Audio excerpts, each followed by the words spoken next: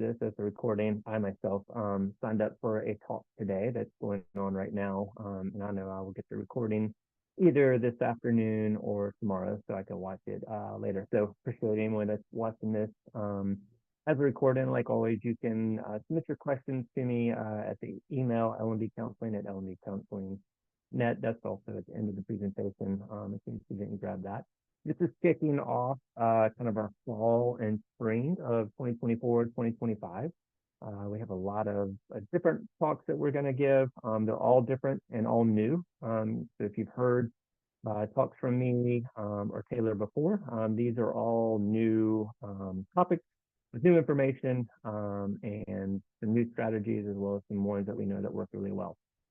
This talk, selfishly, is something I was really interested in, and I got the idea for it around January or February, and my marketing director at the time, the marketing director said that, I don't know if you want to talk about it, maybe too controversial. And kind of the reason I wanted to talk about it, I was just with friends this weekend, and they have family members that are not speaking to each other because of their political affiliation. So I was really just more interested in, has it been this way?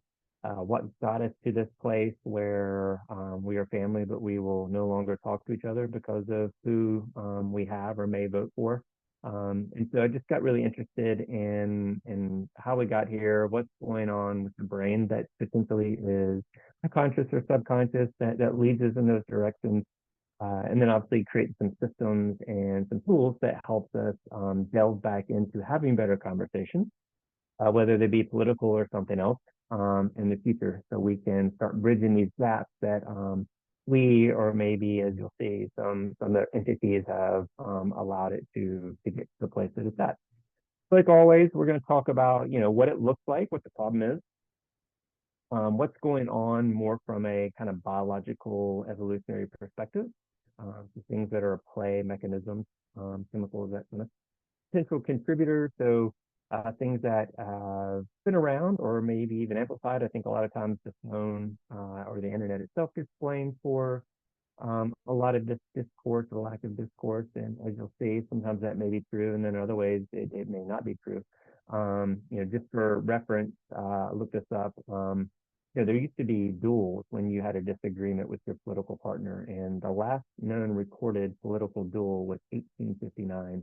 It was two Democrats that no longer agreed on how they thought about a problem, and so they challenged each other to a duel. And so 1859 feels like a long time ago, but it's really not in the respect of how long human has been here and been on Earth. And we think we're sometimes this evolved species, and at other times it looks like we're not. And so we'll look at some of those contributors. We'll look at a framework to deal with that conflict, like we talked about, or several different frameworks, and then some solutions and tools that we can all use. Not just to have better conversations, but just also in our kind of daily life to manage our stress levels. So this is typically what political discourse can look like now.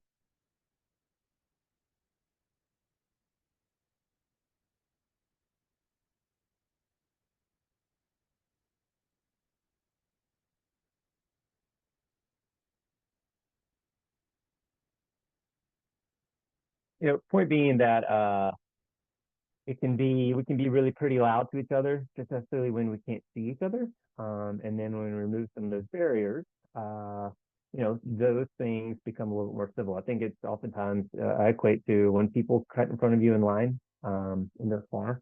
They wouldn't do that at the grocery store or the movie theater or any other place, but for whatever reason, they feel empowered that they can do that. And so sometimes this is just a representation, much like this other video is a representation of sometimes we don't always act the same when we're around each other in person versus if we're apart from each other, and our phones or even the next room over sometimes allow that to be. The trend in polarization really dates back to the 80s. So, it predates the internet and certainly phones. And so sometimes, like you said, like the idea is like, internet, the phones, this, that, and the other has made it this bad. And while that may be true in some circumstances, just pointing out that this stuff has been growing over time. And as you can see just from the stats there, Democrats see Republicans and Republican Democrats as immoral.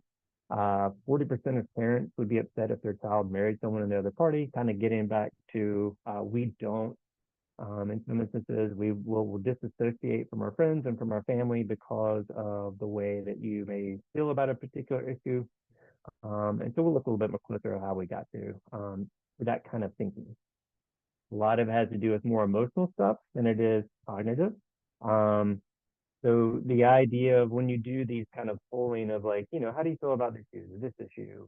Most people agree, they want safe roads, safe neighborhoods, good schools, um, how they want some of that money spent, maybe on libraries and things like that. And so, Republicans and Democrats, and we'll just kind of talk about those two parties, and you can put independents in there as well as far as what's on the rise. But most of them are going to answer those questions very similarly.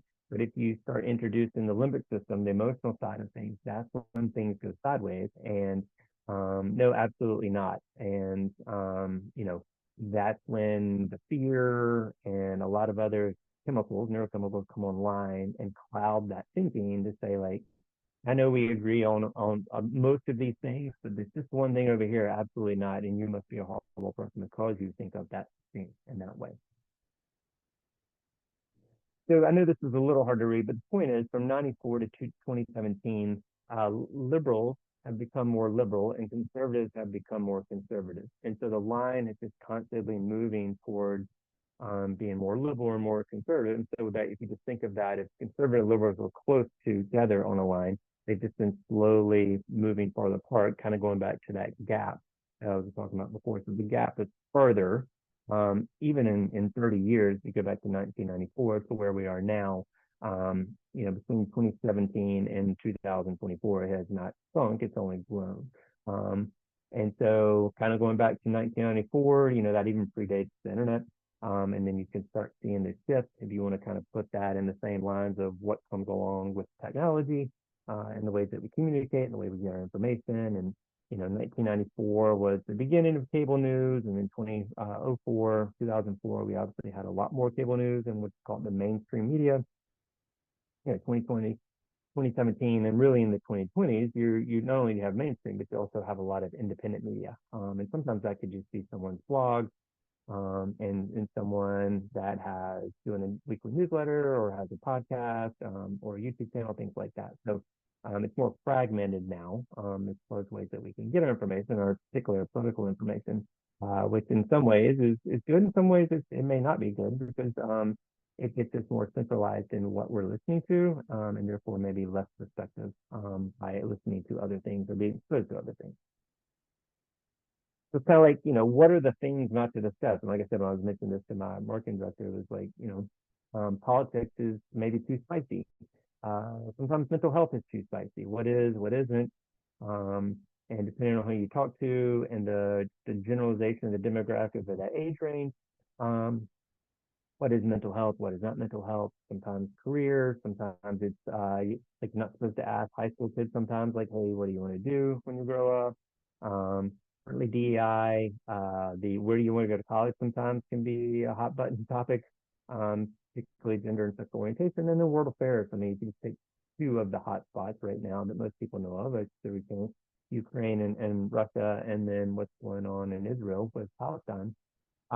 Those are things that can be very polarizing, and it's sometimes hard to have a nuanced conversation, particularly online or back and forth through text. But how they're getting their information, where they're getting their information from, certainly informs the worldview, and at times can make it difficult to have a conversation with someone if they're entrenched into their belief system. This is just showing that empathy has been on the decline. Goes back before the internet, 1979 to 2009. It's declined by almost 50%, 48%. And then these other things have come down as too. And then the infographic here is just talking more about what's happened since the pandemic. As you can see, it all went down. You got the national average, then it breaks down by men and women, then it breaks down by ages. And you see millennials were impacted the most. But everyone was impacted. And so the empathy battery, if you want to think of it that way, there's been less empathy in the battery, so less reserve. And we as caregivers, I'm speaking of my team, we tend to have more of an empathy battery, but just as a whole, people maybe that are in healthcare, they have been seeing that decline in that empathy. And empathy is just perspective taking of understanding how it may feel. For instance, if someone lost a pet, and I have lost a pet. Let's just say I haven't lost a pet. Empathy is just being to understand like what that grief must feel like. You know, it must be sad. It must be feels like a dream. It must feel like times when it feels frustrating or unfair. There may be times when it, you don't even believe it's true. Kind of that denial. And so being able to understand that perspective, what that person may be going through, also to give them room to feel that and not be on top of their game all the time when they're talking to me about something. That's more empathy. And so in having more tolerance for that. And so as you can see, just overall, that's on a decline. So now we're going to get into more like what is the brain doing, and why is it doing it? The brain really likes binary things. Us, them, good, bad, Duke, Carolina. To use an example here from around us, I'll say state Carolina now that my daughter goes to state.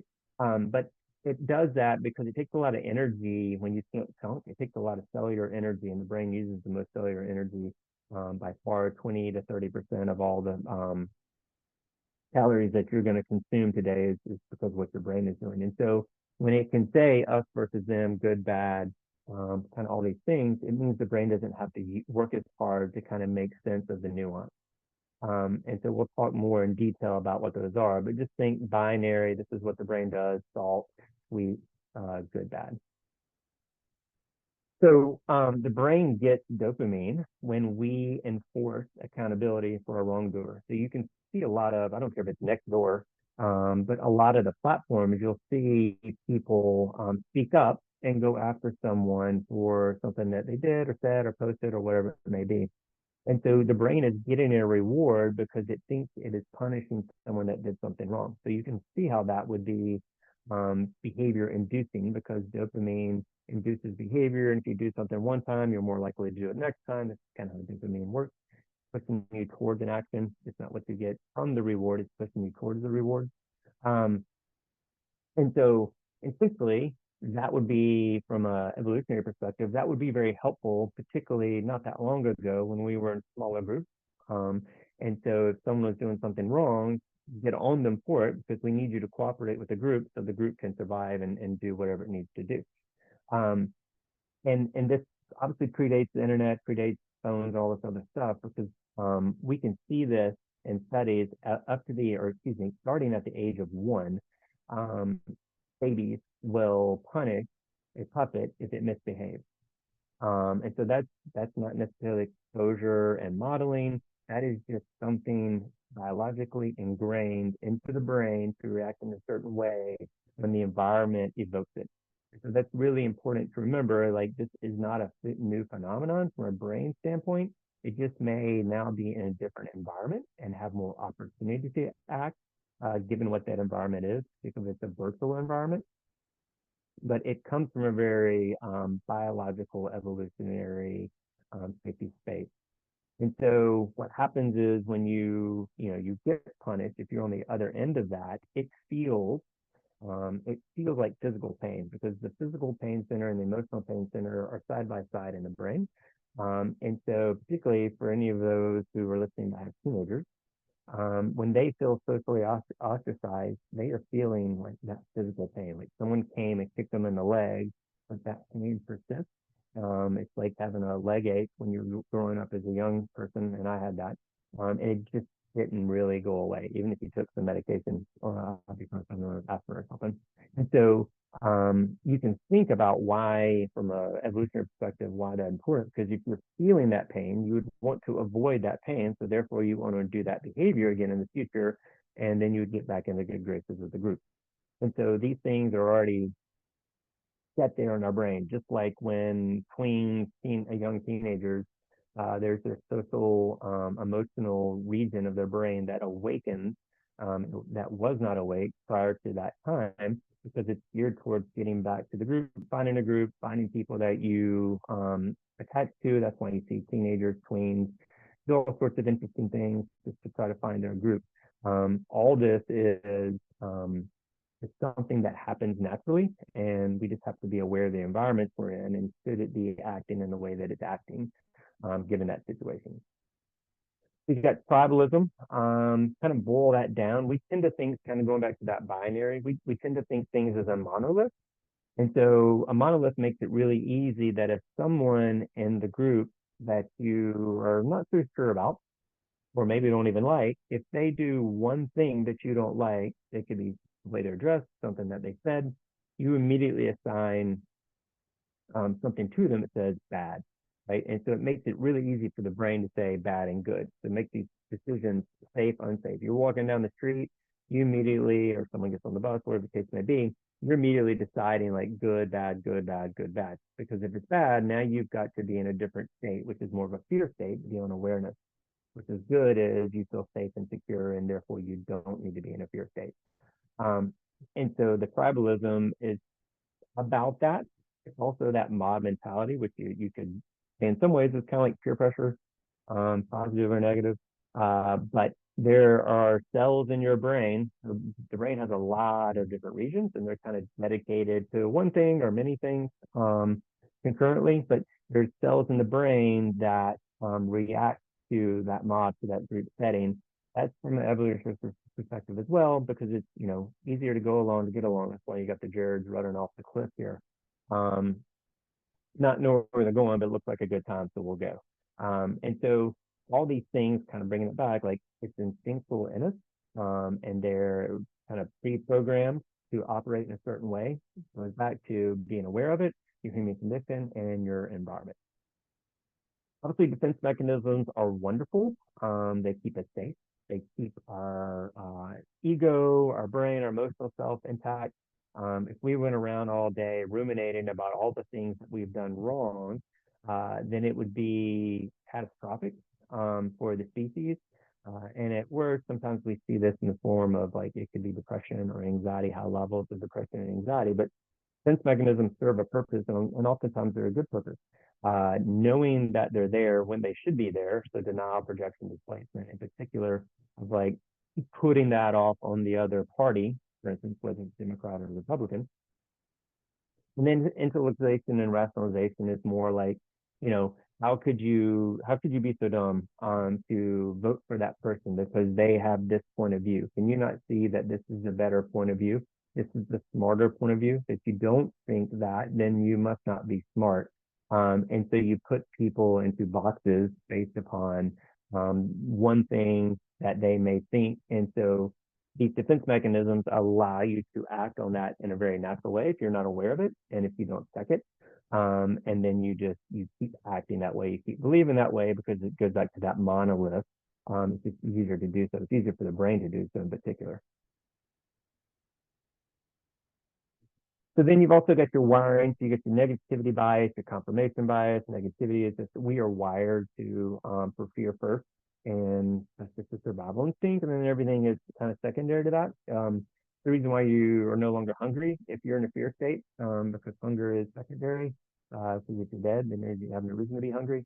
And so the negativity bias is designed around that. Confirmation bias is just designed to find things that prove your point is true. It's the reason why when you buy a car, and let's just say it's a Toyota Camry, you start noticing all the Toyota Camrys on the road, whereas before you didn't. Or maybe you were considering a Toyota Camry, or maybe it was a Honda Accord, and so you started noticing things. But that's just confirmation bias at a very biological level. It's getting you to believe the thing that you want to believe. And sometimes that's good, and sometimes that's bad. In-group favoritism is pretty simple. Like if you're a Democrat, then whatever the Democrats do, you're less likely to punish them than if it was a Republican, and vice versa. So one example is there's always not always there's been times when Republicans may say like the social media companies have a bias towards Democrats. They're not shadow banning them. They're actually elevating whether it's a tweet or a remark or whatever it may be. And so they're using that as in-group favoritism. Whether that's true or not, I think it's sometimes hard to tell. But that's an example of in-group favoritism, that we will promote this group while putting the other group down. Fundamental attribution error is just not accounting for environment and someone's behavior. So, you know, kids running around the playground, they should be doing things that they should, kids should be doing, particularly in elementary school. But if they did that in the classroom, then they're more making a judgment on their human condition than their environment. And so not accounting that environment is more likely of a stronger influence than the human condition. And so, not seeing that, hey, this person was on social media and they were on Reddit and they didn't know anyone that they're speaking to versus they were in a group of a live audience and they conducted themselves this way. That's why a lot of times you'll see that disparity of how someone acts in public in a group versus how they act online. Kind of like those two dogs barking at each other in that second clip. And then we're going to talk a little bit more about these potential contributors and how they may be adding to some of the political discourse that we're seeing now. So just pretty simple. This is kind of evolutionary perspective called the Dunbar number. It's just essentially that once you get to a certain number, it becomes much harder to, one, keep that number of people in your head. Who are they? Is that Fred or Bill or Sam or Sally? And so therefore, the farther out you go, the more threat they may be because you know less about them, and in some instances you may know nothing about them. And then the closer you go to the 5 or the 15 or 50, these tend to be the closer your closer friends, family, people that you trust with anything. And then 15 and 50 are maybe people that you'd hang out with on the weekends, and then the 50s maybe people you go to dinner with and have familiarity with, but maybe you just don't know everything about them. And so one of the things that's happened with the Dunbar number is however many people you have in your circle, your social circle, and particularly your online circle, that is now your new Dunbar number. And so when someone in your circle makes a comment, let's call it a political comment, then it feels heavy, just like if they were in your 5. So for perspective, let's pretend there's 1,500 people in your social circle, and particularly in your online life. And they make a comment that is counterintuitive to what you believe or feel, particularly what you feel. That is going to feel like someone in the 5 group made that comment. You particularly need to understand this for young people. So if you have young people that are on social media, particularly ones that don't have fully developed brains, that goes back to why it feels so powerful if they lose one of their followers, one of their friends, and particularly if it's someone that we're closer to, but just generally if that number goes down, it feels more existential to them. But it also can feel that way for adults who have fully formed brains. And so it just is giving more power and credence to a bigger group of people when historically, not that long ago, that group didn't even exist. We might not even known the 1500s. So for instance, my son now goes to 8K, and so there's over 3,000 kids there. So that's a big number. He knows hardly, I would say, closer to the 150, particularly the 50 that he's really close with. And so if someone makes a comment now, passing in the hall, it doesn't feel as strong. But if you put that online, sometimes that feels just as strong. So it's just kind of this place that we're in, and that is one impact, potentially a contributor to some of the stuff that we're seeing on this political discourse. A lot of people have more voices and more have access points, and there's more ports of information that we now have to kind of either decide that's a monolith or we're going to be nuanced in our approach and try to understand that perspective. So the internet platforms, now this is a smaller study, right? It's only 1,000 Americans. So take it for what it's worth, but they're showing the breakdown in the ages, the baby boomers, the Gen Xers, the millennials, the Gen Zs. And so just the impact these different platforms have on that empathy burnout that we're talking about. And I don't know what other is. I tried to look that up. I was even trying to think about what other could be. I mean, it could be Discord or something like that. But you can see, which is true. I mean, Facebook has gotten in trouble. I don't know if anybody watched the documentary about Cambridge Analytica, but Cambridge Analytica swayed elections in third world countries. So a party that was in the minority hired Cambridge Analytica to help them win the election, and they influenced young people for the majority of the party. I think the majority is almost like 70% of the people in that country. and made it cool and created a theme, song, whole deal, marketing plan to make it cool not to vote. And they used the X and these different techniques. And so the minority party, which was 30%, won in a landslide in that particular country, and it swung the election and obviously swung the politics. So there's evidence of this occurring. And so this is just fundamentally what people are believing, feeling, these platforms and influence they have on some of their empathy. So this is just a real quick snapshot to show that phones may be contributing. And so phones were mostly 2009, 2010, and then the adoption rate just continued to climb. So if you go past 2015, it's over 80% of people that have phones in this country, and more, just for perspective, more people have access to phones than they do clean water in the world. And so it's just showing that having access to that and platforms adopting the app, adopting, and even new apps coming online to adopt how they were going to keep engagement. You can just see how some of this has climbed, and these different lines represent different age groups. Obviously, the one over here on the left on adolescents is 10 and younger, which is good, which means hopefully most 10-year-olds and younger don't have a phone. That number has gone up a little bit in 2024, that's 9 years ago. But you can just see the impact potentially that phones might have on the contribution to how we have good conversations or poor conversations.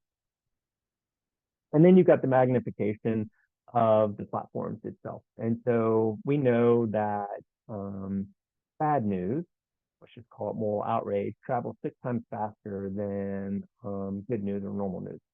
We also know, and because they do a lot of different experiments and studies, that in one instance on Facebook, they put a salacious kind of headline, and it was around, moral outrage, anger, that kind of stuff. And 70% of the people forwarded it without clicking on it. And if they'd have clicked on it, they'd have seen that there was no article. It was just a headline. And so they can run these experiments to see what moves the meter. And then also what we're doing as humans, what our behavior is predisposed to, kind of going back to what does our brain do. Most people don't read all the articles. They certainly don't read. If there was a research study that came out, they're not reading the research study. They're not even seeing if it was a good journal or seeing if it's one of the journals that you can pay for to get your information published. And so that sometimes is just picked up as truth when there's not truth necessarily to it, or the study wasn't done correctly. So that happens a lot, particularly in our political side of things, of what is real, what is not real. To understand the different platforms, I mean, they have a fiduciary responsibility to their stockholders to make as much profit as they can, and they know the way to make the most profit is to have engagement, and the way to get the most engagement is to make things that are more about moral outrage, called fear, because you'll spend more time looking for reassurance that either you're right or that you need to be worried about something. And so that's what they're designed to do, and that's what they'll continue to do unless the monetization and the incentives for money changes. And so just know that we are predisposed to go look for those things to make sure that we are safe. And the political spectrum that we're in now, sometimes the word existential is used quite often. And you can kind of look and do searches on how much is that used in these political conversations. And, existential is what it means. It's life ending. And so the political discourse at times through these different mediums can feel existential, and it causes that fear-based system to ramp up. And so, it's either fight, you got to flee, or in some instances, just kind of freeze and figure it out. Most people are fleeing and fighting. They're not freezing to figure it out. So loneliness has also increased. It obviously increased a lot during the pandemic, sometimes because people are just living alone more often. But, what all this, I want you to think about with this is like, if you have more time by yourself, you're around less people to have discussions with in person. And so that can cause more echo chambers to exist depending on what you're doing with your time. We know people in general are spending more time on the phone and devices and just the internet itself. And so how are you spending that time? If it's spending more time alone, then that may not lead to very good political discourse because you may not be getting other perspectives and hearing what other people have to say. And it kind of goes back to us having a conversation in person, me speaking to you live, even through this medium, or particularly speaking to you live in an audience, is a very different interpretation of you listening to it or just reading something and responding to it. And so that can be a potential contributor. AI, artificial intelligence is awesome. And it has its trade-offs, and in other ways, it can be a problem. The Turing test is just being able to tell is this a human or not? And there's different ways to do the Turing test. But who am I speaking to, and is this a real thing? A lot of bots are fully anonymous or autonomous, excuse me, and so they can operate independently on their own, and you can set them up very easily because it's getting much easier to set these bots up to either incite things, to provide good information, to provide information that hasn't necessarily been fact checked and who's fact checking it, that kind of thing. So just know that these can be deployed to go on site and ramp up the rhetoric to increase engagement to keep you more likely to stay on to the site. So this is obviously only get more interesting and more challenging to figure out, what is real, what isn't real. And so just be aware that when you're engaging with these different systems, sometimes those are at play. Stress, this is just COVID, but generally just understand that, people are reporting more stress, and then stress inherently isn't bad, it's agnostic.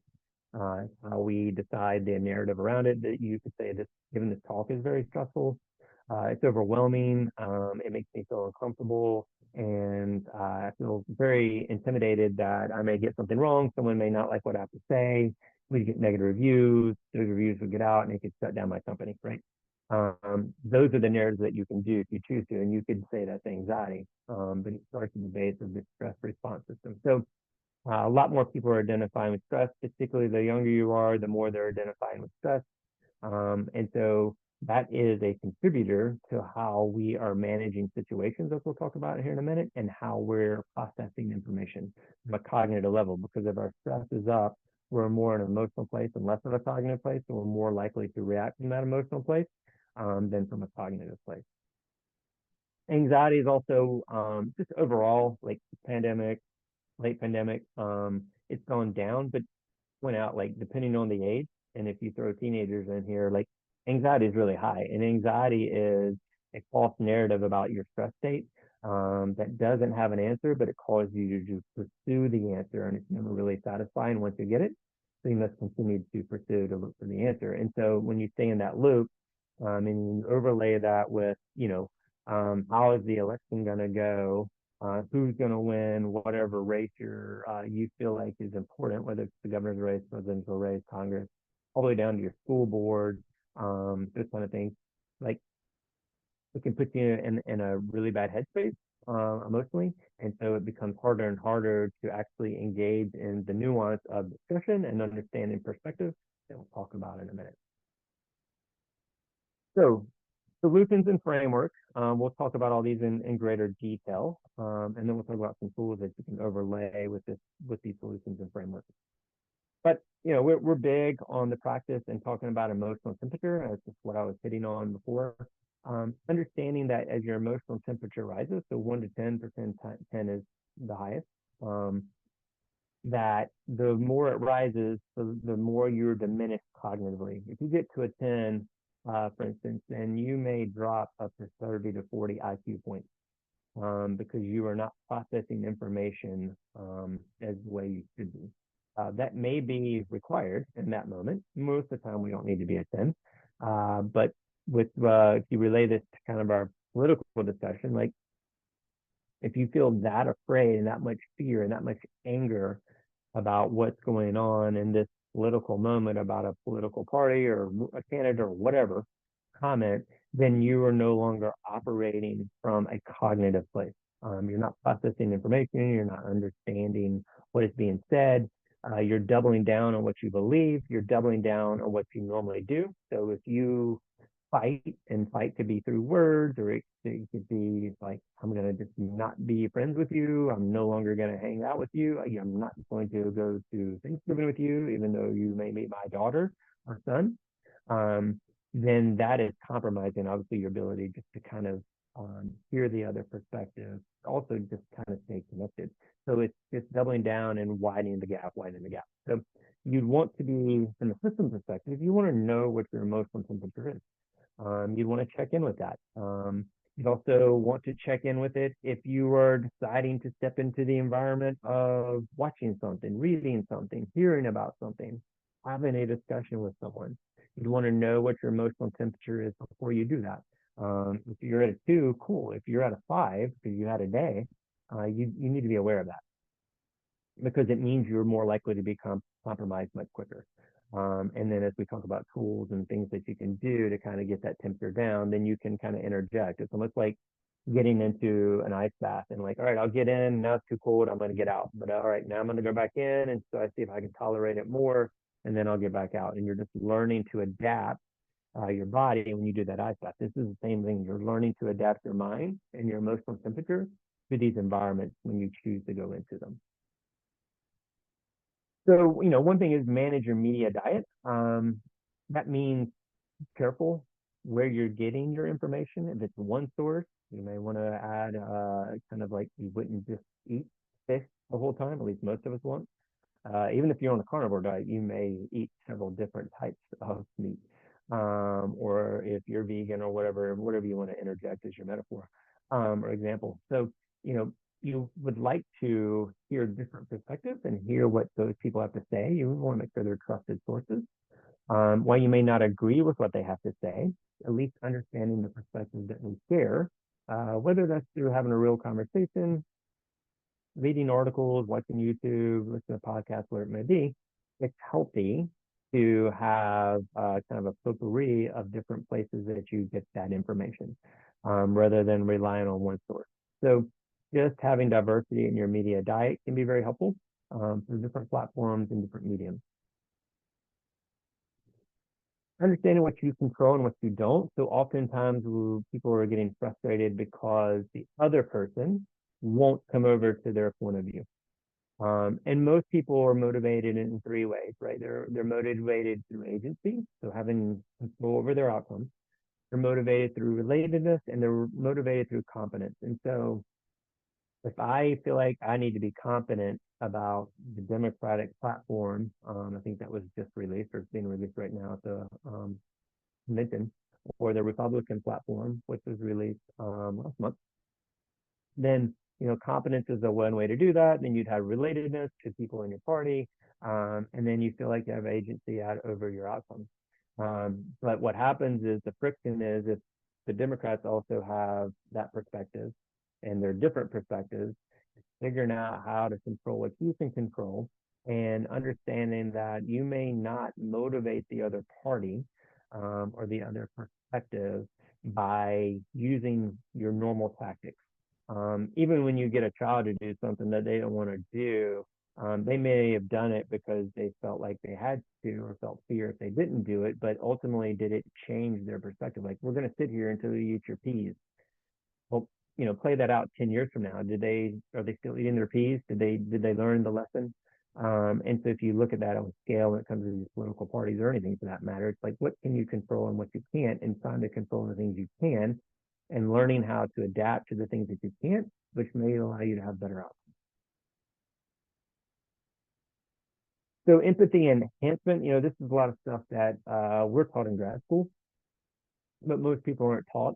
Active listening is really listening to what the person has to say. Most of the time we're listening for when we can jump back in with our story. Think of it like, I'm going to steal the ball. You don't do this on purpose necessarily, but like if someone came back and said, hey, this is the way I think about something, or I just came back from a nice vacation. Oh yeah, I've been there. I went there, and like, so you're kind of stealing the ball from them, and no longer listening to what they had to say and what their story is. You're just kind of listening for their story to see how you relate to their story so you can share your story. Active listening is actually hearing what they have to say. If you think of this from a political way, it's like, what are they saying? What are their points? Not just saying, oh yeah, there's a point. I'm gonna rebuke that. Yep, I'm gonna rebuke that. Nope. Let me push back on that.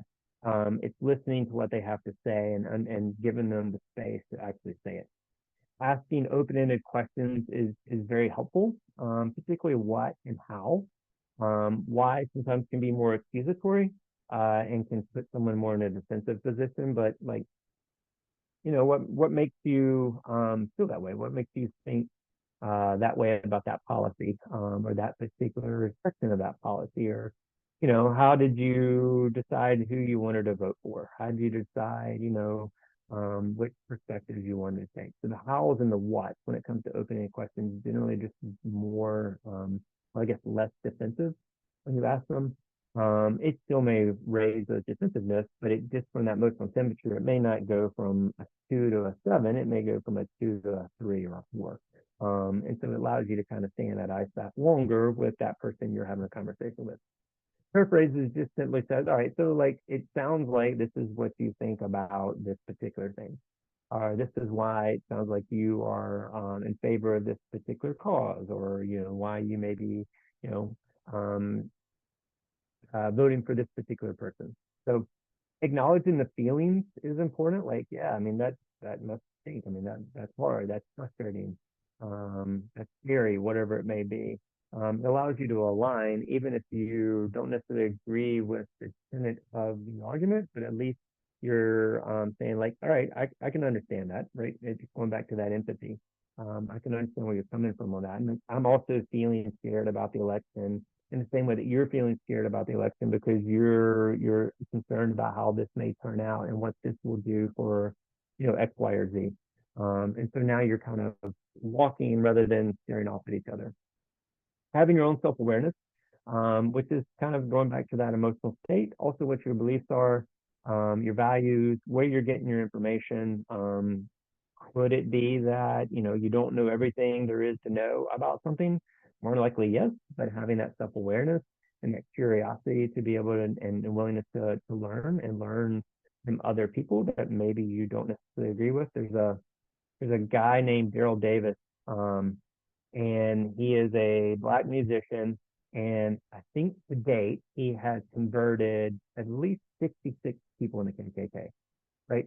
And so that means he had to go into this environment, and the person he was speaking to also had to have active listening, also had to have some curiosity and some self-awareness, like, hey, maybe what I believe and feel inherently isn't always true or isn't always right. And so, if that can take place, then and close that gap, then it's possible to do this in so many arenas, particularly the political arena.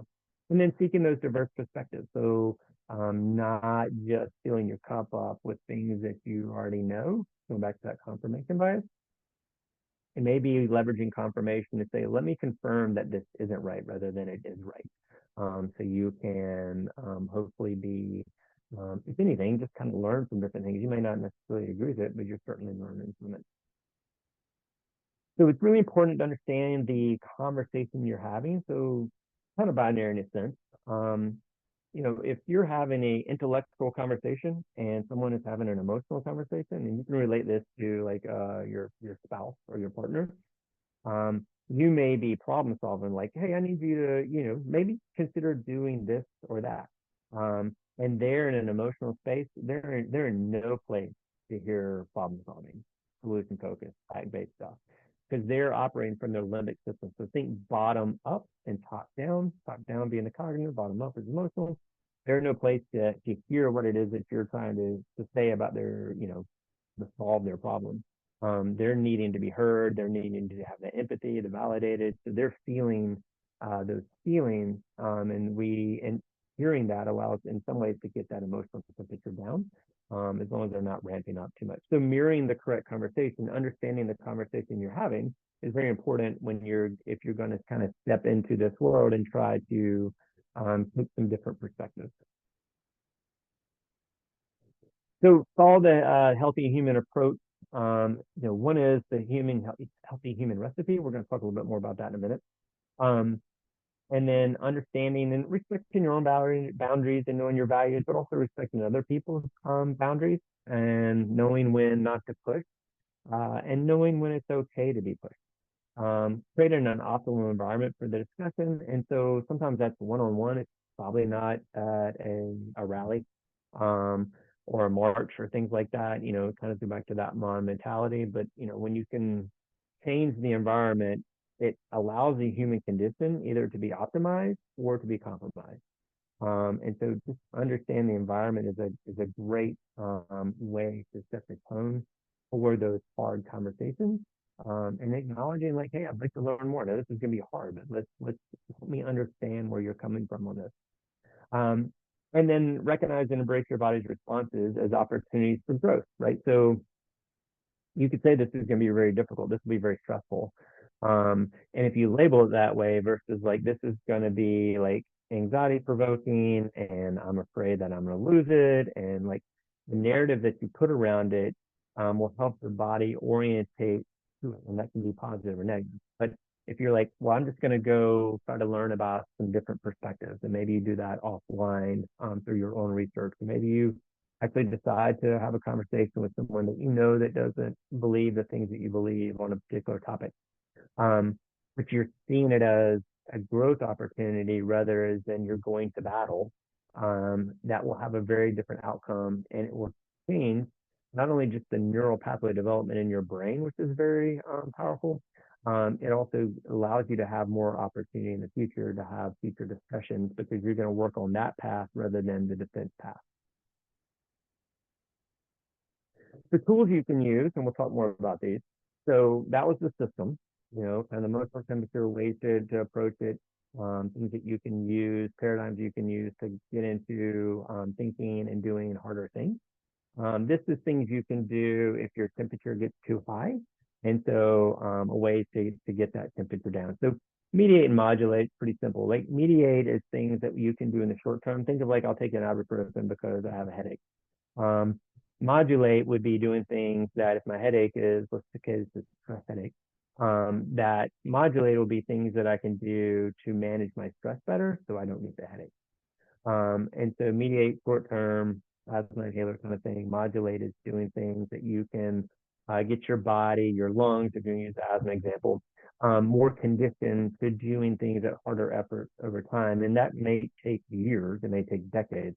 Mediate is, hey, I want it fixed now, and modulate is something that's going to take much longer. So having the patience, one, to say like, this is something I'm working on. This is kind of like going from right hand dominant to can't do anything with my left. Now I'm going to learn to write with my left hand and maybe learn how to think with my left hand and do most things with my left hand. It's going to take a really long time to do that.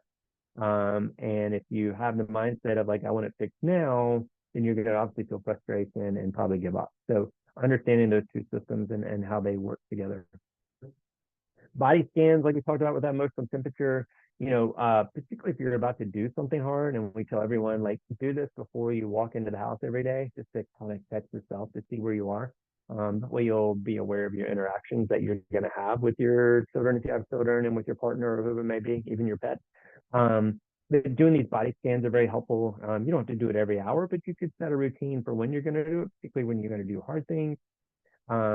Make sure, like, if you're going to have a hard conversation, that number should be higher. It shouldn't be one. We're not striving for one. Stress is good. It allows the body to grow and be very adaptive. We need stress to do that. You can't do that out of one. That's why learning is challenging and hard. But looking for that number in the sweet spot, you don't want it to be 8, 9, or 10 either. Use those tools to bring it down. We'll talk about some of those tools here in a second. And create a plan of attack if it's the same problem. So, if you get fired up because of one Reddit that you go into, or a Discord channel that you go into, or somebody that you follow, if you want to try to normalize it, then you can go into it, be aware of your emotional temperature, and try to be more level-headed. Or just if the environment is too toxic, then you may want to consider changing the environment by not going there any more than you wouldn't go to a restaurant if you keep getting bad service. At least I hope you wouldn't. Breathing, if you want to feel some stress, you would do 20 inhales, 20 exhales really quickly, like you're going to try to put yourself into a state of almost passing out. That's why you don't do it for more than 5 minutes. Um, but you would do it 20 in, 20 out, and then you'd hold for 30 seconds, 30 to 60 seconds. You'd only do this for 1 rep if you're practicing this. But this is just getting you comfortable with your stress state going up, if that's something you need to practice. You can do the double breath if your stress state is too high. The double breath is the breath in, and then another breath in, both through the nose, and then out through the mouth. So the box breathing, star breathing, all these are on our website. We have right there a list that demonstrate how to do it. The point is, when you do breathing of any sort, you are now in a different cognitive and emotional place than you were. Because now you've got to think about how you're breathing. Are you counting? Where's your breath? Is it in? Is it out? And so it's just moving the thing that you're focused on to something else while doing something that is very mindful. And then the alternate nostril breathing is just a yoga technique where you put a finger on one nostril and breathe in and breathe out, and then you do it with the other nostril. Just bring awareness, mindfulness, and our website's full of it. YouTube, there's plenty of places you can get this information when it comes to breathing. The double breath works really well because it'll cut off your autonomic nervous system, which is what activates when we're in distress. If you don't feel like we need to be in that distress. And then gratitude is helpful, particularly when it comes to the political system, political party. It would be looking for places where you are grateful. Maybe it's with a person or a comment or an article, whatever it may be, and that you're grateful that you did something hard that day and maybe tried to take a different perspective, reflecting, writing it down, being specific, allowing yourself to feel that emotionally, review it often, and then pay it forward. And then practice that empathy. You have to set aside time to this. This is not something we just, comes to us naturally. So you'd like think about your day or your week, a place where you could do that with someone that you trust. Sometimes it helps to act in third person rather than first person, kind of seeing it from that different perspective rather than when it's first person, it's everything that you feel first, and third person can be more of a cognitive approach. But then an emotional approach, identify the feelings that they're having. We as humans are not real good at identifying our own feelings, or even worse, obviously, is identifying how someone else may feel. But just getting to the practice of doing that changes perspective and it changes outcomes. You may think about a response and you may give that response. But this takes practice. You may even kind of witness something third person and just think about how that person's feeling or how they're both feeling. And then how to put that into action is to actually put yourself in that environment so you can practice those things. I think if you want to look at an example of having a good political discourse where perspectives are not shared, you can go look at Bill O'Reilly and Jon Stewart, who I think it was last month, came on the show and then they did a podcast together. Obviously, they don't agree on a lot of things, but there's some things they do agree, but they willingly kind of go in and they have some empathy. They have the ability to take the perspective of the other person and not it turn into a fight. It's just more of discussion, intellectual discussion, and they're checking their emotions because they've had a lot of practice doing that. So that's a good example of just seeing that in action. And then, obviously the other things you can do is meditate, exercise, technology journal, be creative. Pray is allowing you to give something over to someone else and your higher power. Mostly asking for help. Like if you're wanting to get better at this and telling someone that you're wanting to get better at this, changes context. Someone was, hopefully going to have more patience with you. And it's kind of like, we're going to figure this out together. This will be challenging and hard, but let's do it. That way you don't allow the gap to grow. You can at least stop the gap, and maybe you can bridge the gap over time by doing these different things. And then, like I said, the healthy human recipe, these are things you just do on a general to keep yourself straight, right? Sleep, obviously, is the most important. Doing hard things, which anything we talked about today, if you stepped into that, that's doing a hard thing, like its own little ice bath. Doing things you enjoy, hobbies. Make sure you're getting the right socialization. Those are people that fill you up, give you that oxytocin, that serotonin. Exercise is obviously very important. Eating right is very important for whatever you need to eat, however you need to eat is very important. And we actually, so if you're listening to this as a recording, we've actually created a chatbot called the Healthy Human Recipe Chatbot. So if you scan that QR code, if you don't have an OpenAI account, they are free, but you'll need to open up an account. And so you would go to that chatbot, and that chatbot's going to help you with all the things that have to do with human healthy recipe. It'll help you answer the question of how much sleep should you be getting, ways that you could get better sleep, ways that you could fall asleep, what to do if you wake up and can't go back to sleep. It's not going to tell you like should you be a keto or should be carnivore diet.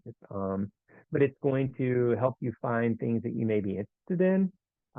So we call them social playgrounds. Like if you want to go do things, hobbies, activities, sports, whatever it is, a lot of resources for how to do that, where to find that, and then ways to find challenging things. And so we designed it with the intention of trying to give you really good information that is fact checked and real, and you can interact with it to give you the answers that you need. Because all the human healthy recipe stuff is a table setter for anything else that you're going to do, whether it's having a hard conversation, go to work, do an activity, go run a marathon, whatever. You need to do those things first in order to be able to build on top of it the things that you're wanting to achieve, and have better outcomes. So hopefully you can check that out and look at it and use it. And we're pretty excited about it. And then staying in the know, we will continue to do a talk a month or every 6 weeks.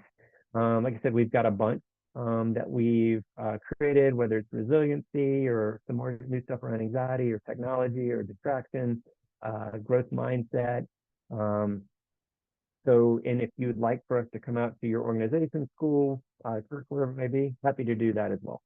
So that is it. I appreciate you being here. I hope you all have a great day, and take care.